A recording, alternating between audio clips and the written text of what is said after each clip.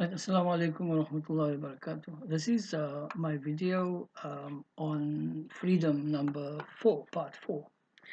Okay, what we basically dealt with is the difference between people trying to make us believe that we are individualists and the other aspect of the creator being looking after us personally and having an individual relationship with each and every particular person in life, because that is a kind of a common belief that within Islam is that the relationship between the creator and the created or the person is a one-on-one relationship, and everything else around us is actually what you would call incidental in order to help the one person to reach back to Allah subhanahu wa ta'ala. So each of us are in actual fact an individual that Allah looks after personally. Each one of us have got an angel that is assisting us and angels that assist us from different in front of us, behind us, and on the sides. There are angels that assist us. And unless we do bad, then the angels are removed, and then the shaitan, the evil things are actually become evil creations or evil entities become our friends or intimate friends if we consistently do the wrong thing.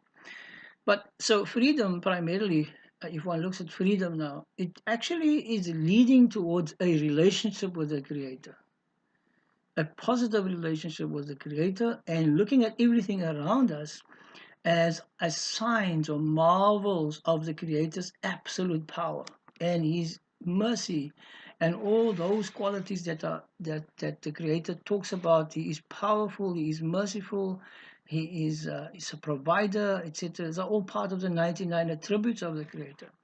So if one looks at those particular aspects of life, and then we actually see that freedom in actual fact is a mindset. It's a way we believe. It's a way we in actual fact raise our consciousness to a higher level of appreciation. And so the very interesting feature of freedom, or an aspect of freedom, is an aspect of freedom is to acquire characteristics of divinity, such as to be merciful, to be kind, to assist people, to be a protector of people, etc. All the 99 attributes. Those are the features in our life in which we can tap into those qualities which comes from the Ruh, which comes from the spirit of the self. And that raises our consciousness. Our consciousness is our awareness of the world around us, of things we can be grateful for. And that awareness every time increases our particular consciousness. If we do the opposite, the negative things, like we're selfish, etc., we are oppressive to people, etc., then we go to a lower level of consciousness, which is more contraction based, and then we become less grateful to the Creator because we are so self-absorbed, in what we want. As the Quran actually talks about, people are so earthly that they become like dogs. Their tongue is forever hanging out. Whether you give them food or you don't give them food, they're forever inclining towards the earth. So inclining towards the earth qualities, which is the lower self, in actual fact, self-aggrandization or self-glory, self-actualization, just about the self all the time. That brings the self down to a lower consciousness, and it doesn't open up the world to see other people, which is the higher consciousness. Now, this is a very interesting thing about the Quran. When one looks at the Arabic is like this guidance feature. So what happens is that tafakkur comes from the word fakara, right? Tafakkur comes from the word fakara, which is it means to reflect and to look deeply into something. And the opposite of that, if you use the same letters and you swap it around, you get kafara. Kafara means to be ungrateful. And kafara means also to cover up the truth, to lie, and kafara means then to actually lose the path of goodness, to become a disbeliever, to become deaf, dumb, and blind to your own faults. So you can see then a reflection, tafakkur, or fakara, to actually reflect and to look deep and appreciatively at things, is to raise the consciousness, to become ungrateful, right? Kafara, become ungrateful, enters into a lower consciousness of evil, which then makes us contract and makes us then become so, because we're becoming so ungrateful, we then in actual fact start lying. If we become enough ungrateful, we start lying, covering up the truth. And then if we continue doing that, we go to the next level of kafara, which we become a disbeliever and a person who doesn't accept the fact that Creator exists and then thinks that He alone is the provider of Himself, etc. So there you find the consciousness of the Arabic really takes us into a deeper thinking. It makes us really appreciate what is around us. And actually, you can see the birds flying around us, around me at the back. You see Table Mountain behind me, alhamdulillah. You know, and even Allah Ta'ala uses the birds and asks, do you not see the bird, how it in actual fact fly? Who keeps it up? Allah asks the question in Surah Mulk. It is by Allah's mercy that Allah keeps it up and fly. And I mean, if you look at a bird and you feel a bird, you feel how light it is, and how the fact that the bones of the bird has got actually air capsules inside, air spaces inside the bones in order to allow it to fly. So that is like immensely fantastic in terms of real miracles that is facing us all the time. That is ayahs that bring us close to being grateful and raising our consciousness. Some people live in the world, they don't even see the birds, They don't even see the sky. They're so gloomy and so down in the dumps. They don't even see the blue skies. They don't see the beautiful flowers around them because their consciousness has been contracted. So when one looks at like towards freedom and you look towards what is freedom and how did we in actual fact become captured by people's work that they do, and we look at education primarily that basically tries to trap people in a kind of a career-based knowledge where you think it is your certificate is going to give you rizq, give you income, and give you a good job, and then you become so involved with the academia that you start losing focus of what are the beautiful things around you. You become so critical because that is the style of Western education, is to train you to become a critic. Become a critic, or to critique or to become a critic, you always in actual fact look at something that you will disagree with and what is your opinion, etc. It feeds the ego. And that separates people. It separates people. You become too critical. You separate yourself from people. You become more egotistical, and then society basically disunites. And if society disunites, it just crumbles, etc. And other people will manipulate that particular community as they go along. So if one looks at then, if one looks at learning, how does one in actual fact create a new kind of approach to learning, which will free us from the traps of colonial education or Western education that has made us so self-centered that we'll be so, not even look at other people's needs, but look at ourselves first. So what happens is the question that I asked myself, the question when I wrote this book called Transformation of Education Towards Ilm. Remember, I gave you the meaning pattern of distinguished awareness being the basic roots of the word ilm, is that I ask myself the question, so if, for instance, I want to know, if I don't like the education the way it is, etc., then what do I replace it with? What do I replace it with? And what came to my mind when I had this kind of start with my research, and the reason why I started with my research is because some medical association asked me to speak on child abuse. And I went into my research in terms of child abuse.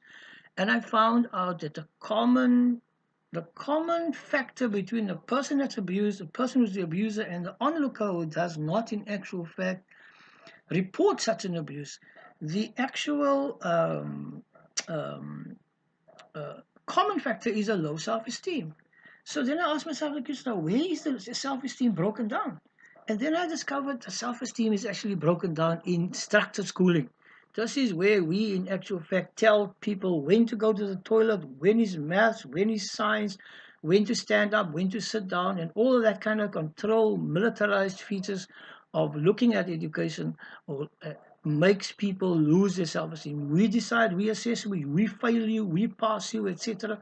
We give you a a kind of instruction on what to do, when to do it, etc., because of the timetable. These are all factors that breaks down the self-esteem of people, breaks down their creativity, and makes them so dependent that later on you can do anything with them. You can tell them, you know, the sky is red, you know, and they will believe, because they become so blocked by the tools of capturing people's minds and making people dependent. So then I asked myself the question, so what can I do in order to change that particular perception? And I found out that I could actually, not on my own. I came home and I opened up the door and I told you I could actually get to the main activity areas: nature, people, languages, trade, calculation, construction, microscopic and telescopic. And those 7 activities you can actually, and then I created a kind of a matrix, which you can see in this book.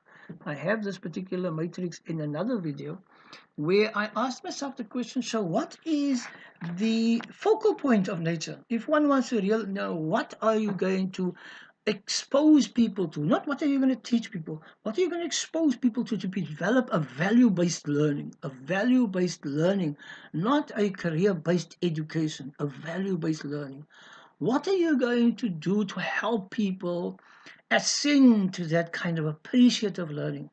And when I discovered it was a qudra of Allah subhanahu wa ta'ala, when it was revealed to me or put granted as a sort of inspiration, these 7 activity areas, I then asked myself the question, okay, so what is the main focus of my of a kind of a work that will allow me to expose people to a more appreciative kind of learning that will make learning an enjoyable feature?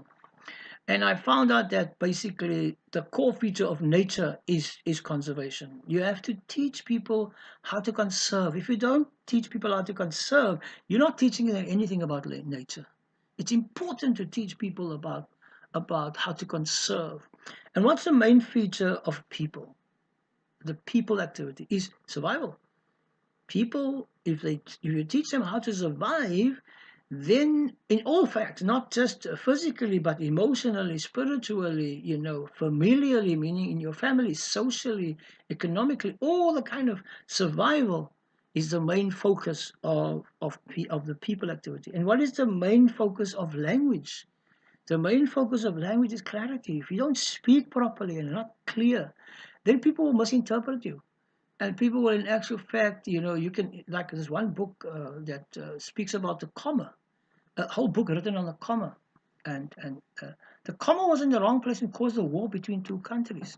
So the importance of expressing yourself properly, clarity, is the main focus of language. And then the main focus of trade is profitability. If you don't want to make profit, there's no point in running a business. So profitability is the core focus of the trade activity. What's the core focus of calculations? The core focus of calculations is to be accurate in your calculations. And then what is the core feature of construction is functionality. And then the last one, what is the core feature of microscopic and telescopic? The core feature of that is to see holism. That is the core feature, focus of that is to see the integrated, holistic value of everything around us, from a microscopic level to a telescopic level, to see those particular features. Then we are really teaching or learning or exposing a learner to a vast array of knowledge, which in actual fact then allows the person to appreciate what he's learning and not think it in terms of careers and marks and A's and B's. And then when they finish studying and writing the exam, it goes into the short memory, and after that, the person just forgets. We're looking at creating a learning culture that is lasting, that makes a person appreciate, that raises the person's consciousness, and in so doing, raises everybody's consciousness to become less aggressive, less self-centered, and then obviously it will less aggressive. If you are not self-centered, you are less aggressive, less argumentative. You are more cooperative with each other, etc. And this is the kind. But that's the beauty of this particular matrix is the following. You can actually find the conservation of each of the other activities. So let's ask just a question. What is the survival feature of languages? Question. And if you run your finger down onto the matrix here, You ask yourself, what is the focal feature of survival for language?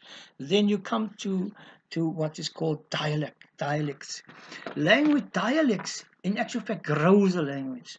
The more dialects we have, the more vocabulary is created, the more words are constructed, and the richer the language becomes of the people. So the survival of a language is the development of dialects.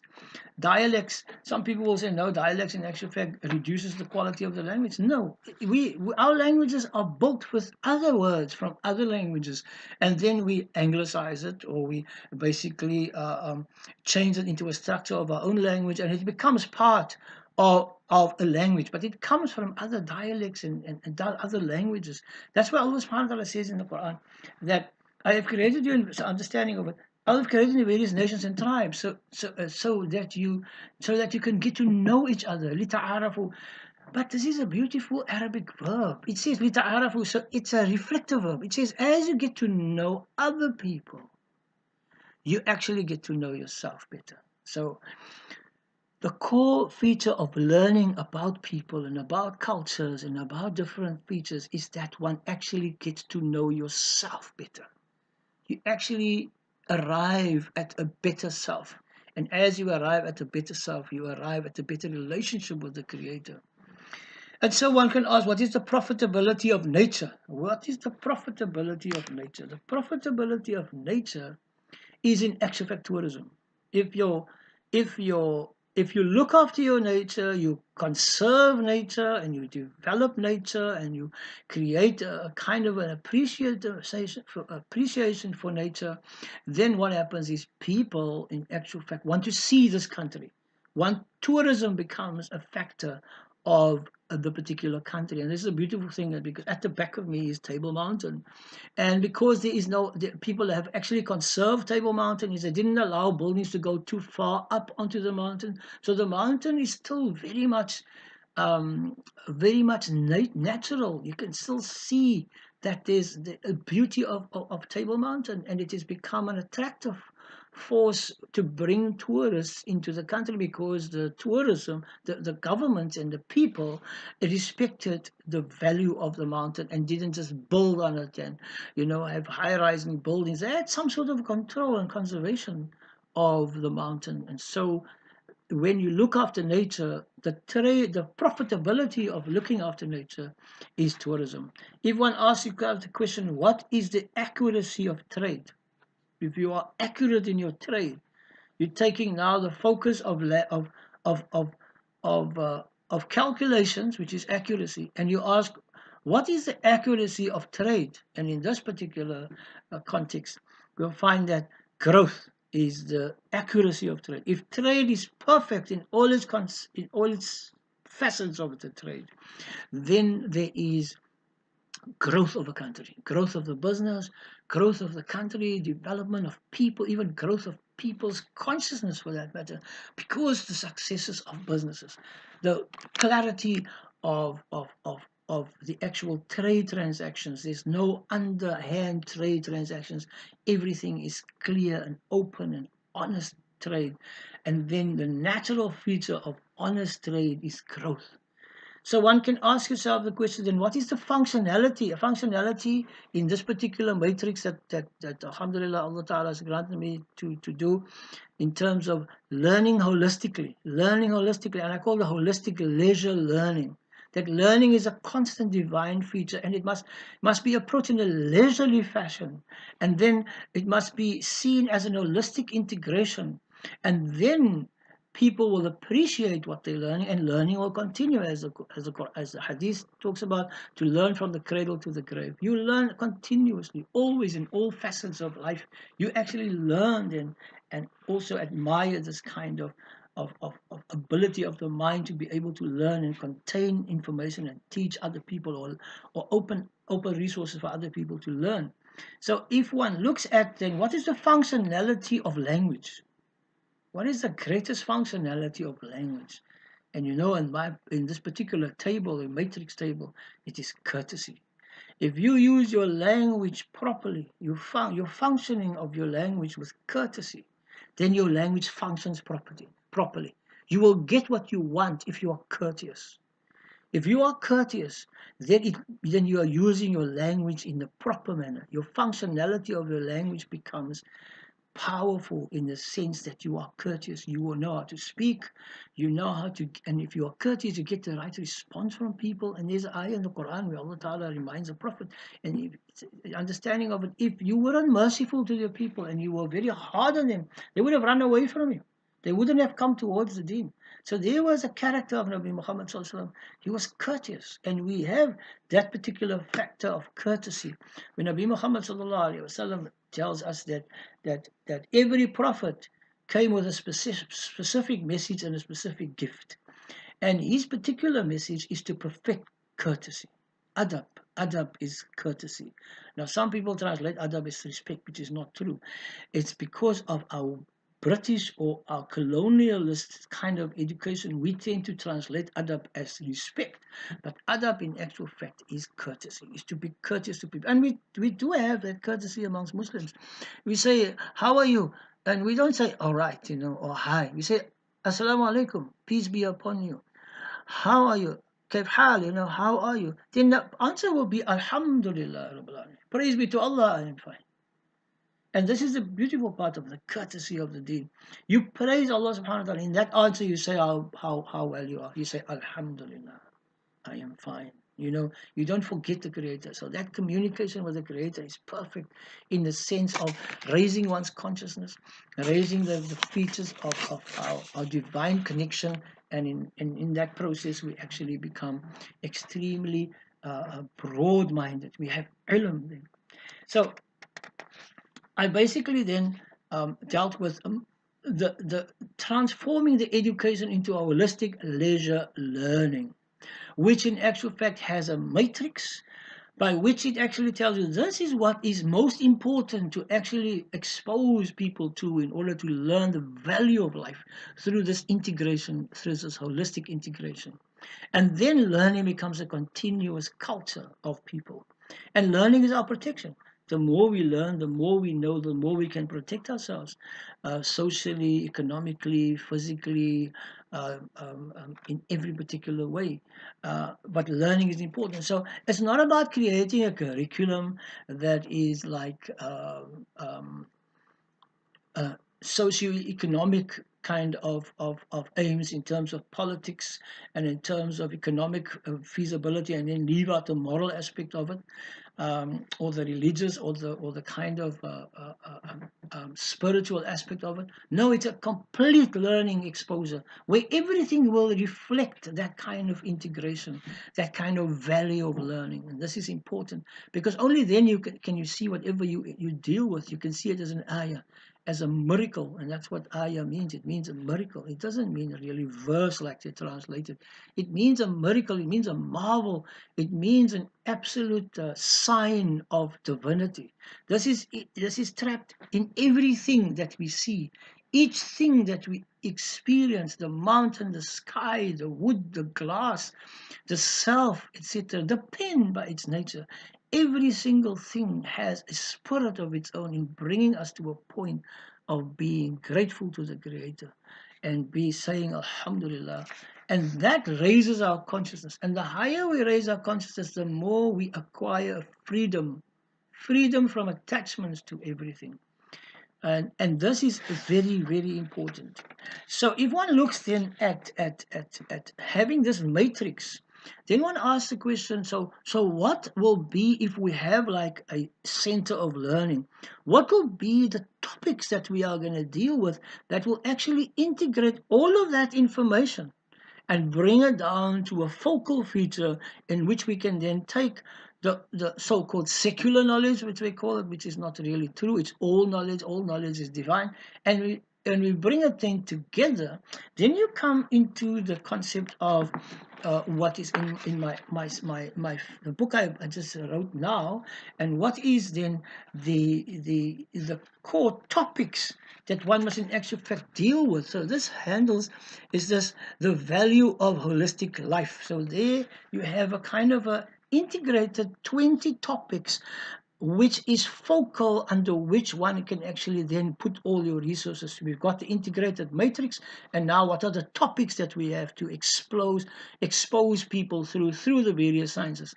And the topics are the following: biodiversity, markets, formula and calculation, interpretation of information, graphical representation, report writing, cycles, design, innovation, conservation, employment, personal development, planning and progression, social development, aesthetics, growth, defense, belief, cultures, and tourism. So now, how does this all integrate? Now, this is how it integrates, and beautifully integrates. The biodiversity, the greater the biodiversity of a country, the greater the markets. More markets you have for that in that particular country. And if you want to understand the markets, must know formula, and must know how to calculate. And if you know how to calculate, you must be able to interpret information. And if you know how to interpret information, you can actually learn how to do graphs, to represent it on a graph. If you know how to present a graph, you must know how to write a report on a graph. And then as you write your report, you can see cycles actually coming out of that. And that creates design features. In every particular feature you can see from cultures. And design brings out innovation, brings out new things. You can see new designs that can come from there. Then from innovation comes conservation, because if you've innovated, you want to look after what you've innovated. And then after conservation, you actually create employment. You employ people, more people, if you conserve more of nature, of markets, etc. And after employment, when people are employed, they develop personal development. They can develop personally if they are employed. And if the person develops personally, then the social development happens, because if each person is developed on his own, granted the opportunity to develop on his own, the society then benefits. And if society develops, you see a beauty, you see aesthetics, you see the beauty of things, a greater consciousness, a greater beauty, etc. And when there is beauty in everything that you see, in the design of the buildings, of the clothes, of the culture, of this beauty in the behavior of the people, then you find growth in that particular society. And if you have growth, then you must defend it. You must find a way to defend this growth. You must have people that will be able to hold things out from that society that can prevent the destruction of that society. So defense is important. And to do the best defense, you must be able to believe that there is a creator, that you don't become an oppressor. In your effort to defend, you mustn't become an oppressor, but that will determine your belief. What your belief is will determine whether you will use your defense in a proper manner. And then when your beliefs are when your belief structure is in place, in all of the features that it governs all the features of your particular life, then you have a good culture. And if you've got good cultures that is operating, and they're open to different cultures in a society, then tourism will increase. And because people want to see how these cultures have actually merged into each other and developed. And Cape Town, after the fall of apartheid, without a war, etc., in real terms, people want to come and see this country. How are these people actually living with different kind of cultures and beliefs and etc.? How are they coming together? And so this is then the topics that will bring back a more value-based kind of learning. And when you've got a value-based learning and a faith-based learning, you have a higher consciousness of everybody in that society. We hope, inshallah, you enjoyed part 4 of Freedom. I hope you enjoyed and found it very valuable, and that we can actually take every part of this into action, inshallah. Assalamu alaikum.